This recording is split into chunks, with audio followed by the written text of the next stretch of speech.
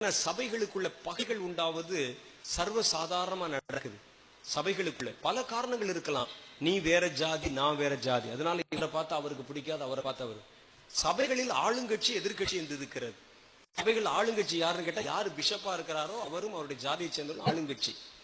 அதுக்கு அவரை எதிர்த்து நாமினேட் பண்ணி தோத்து போன பிஷப் இருக்கிறார்ல, அவரையும் அவருடைய ஜாதியை சேர்ந்தவரும் எதிர்கட்சி. மற்றதெல்லாம் மக்கள். மற்றெல்லாம் அந்த ரெண்டு ஜாதி இல்லாம அப்படி நியூட்ரல் ஜாதியில் இருப்பான்ல, ஒன்று ரெண்டு அதெல்லாம் மக்கள். இவர்களை பங்கு போடுவாங்க. ஏய், நீ யாரு பக்கம் வர்ற? ஆளுங்கட்சியா எதிர்கட்சியா? ஓட்டு போடுற நேரத்துல பார்த்தா கடத்த ஆரம்பிச்சிருவாங்க. இந்த மாதிரி நியூட்ரலா இருக்கிற ஆட்களை. சாலிடா இருக்கிற ஆளு நமக்கு தெரியும். சாலிடா இருக்கிற ஆளு பக்கம் தான் நம்ம ஓட்டு போடுவான். நம்ம ஜாதிக்காரன், அவனுக்கு என்ன இருந்தாலும் ஒரு ரத்த பாசம் போகுமா? என்னதான் கர்த்தர் ரத்தத்தினால கழுவினாலும் ஒரு ரத்தத்தெல்லாம் மாத்தி நான் என் ரத்தத்தை கொடுத்துட்டேன்னு சொன்னாலும் அந்த ஜாதி போகுமா? வசனத்துல போட்டிருக்கு, இயேசு கிறிஸ்துவனுடைய ரத்தம் உங்களுடைய பாவங்களை மாத்திரமல்ல, மனிதர்களால் வீணாக கற்பிக்கப்பட்ட மனுஷ பாரம்பரியங்களில் இருந்து உங்களை விடுதலை ஆக்கிட்டே சொன்னா கூட, நாங்கள் விடுதலை ஆனா தானே, நாங்கள் அதெல்லாம் நம்பத்தானே செய்யறோம், இதெல்லாம் இருக்கும். ஆனா இந்த நடுவுல இருக்கிற ஆளுகளை தான் எந்த பக்கம் சாய்வார்கள் என்று அவர்களை கடத்துவது நடக்கும்.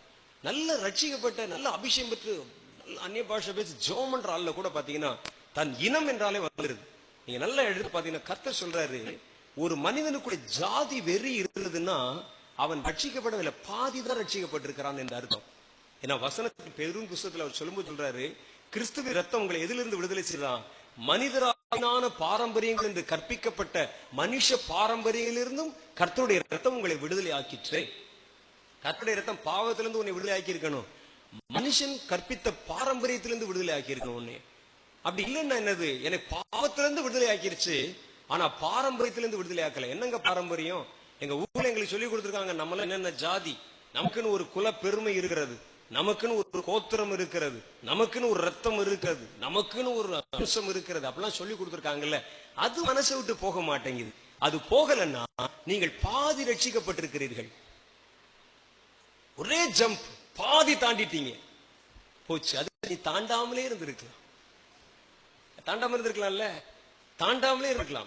தாண்டிட்ட பாருங்க, 40 அடி 20 அடி தாண்டினல்ல. 20 அடி தாண்டா உள்ளதான் உள்ளனும். வேதம் சொல்லுது அப்படி. இன்னைக்கு உண்மையிலே தேவனுடைய பிரசனத்தின்னு சொல்ல, ஒரு மனிதனுக்குள்ள ஜாதி என்ற நம்பிக்கை இருக்குமானால் அவன் சாத்தானால இயக்கப்படுறான். அவனுக்குள்ளே தேவ ரத்தம் கிரியை செய்யல.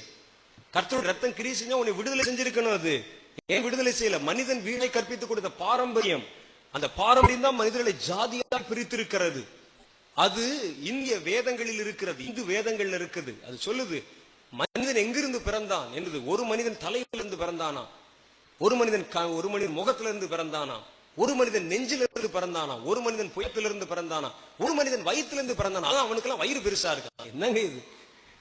ஒரு மனிதன் காலிலிருந்து பிறந்தானா, ஒரு மனிதன் கையிலிருந்து பிறந்தானா. மனிதர்கள் காலிலிருந்து, கையிலிருந்து, தலையிலிருந்து நடக்கவே முடியாது.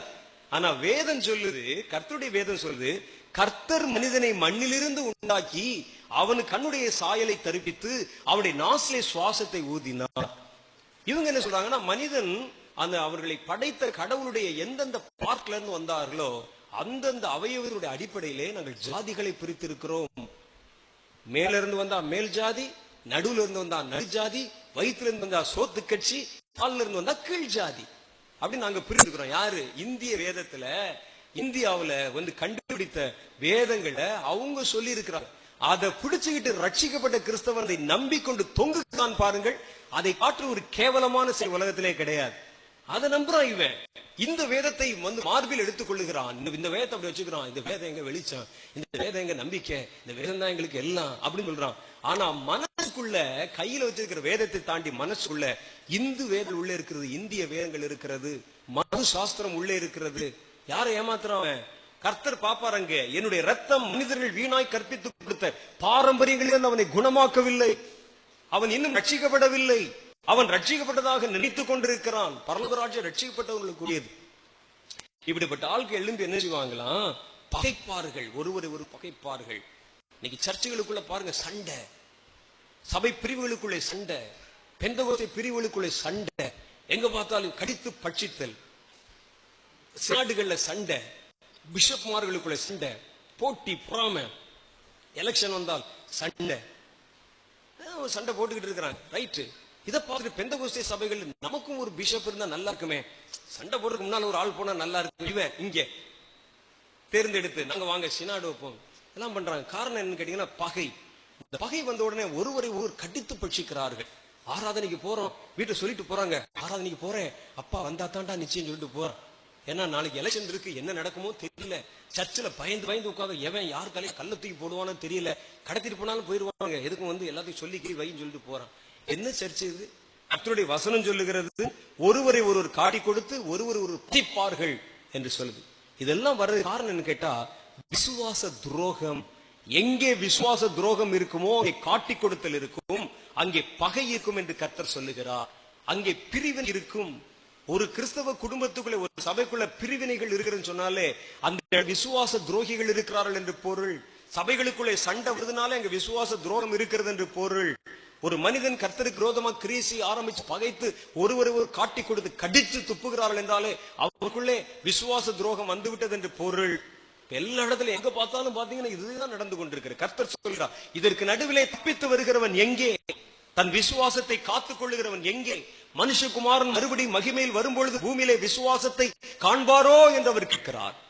காண முடியுமா? எங்க பார்த்தாலும் இது வருதே அப்படின்னு கர்த்தர் சொல்கிறார். 2 தெசலோனிக்கேயர் புஸ்தகம் 2:3 வசனத்தில் சொல்லுகிறார், எவ்விதத்திலும் ஒருவனும் உங்களை மோசம் போக்காதபடி எச்சரிக்கையாயிருங்கள், ஏனெனில் விசுவாச துரோகம் முந்தி நேரிட்டு கேட்டின் மகனாகிய பாவ மனுஷன் வெளிப்பட்டால் ஒழிய அந்த நாள் வராது. அப்ப விசுவாச துரோகம் முந்தி நேரிட்டா அவர்கள் என்ன செய்வாங்களாம்? மனிதர்களை மோசம் போக்குவார்கள்.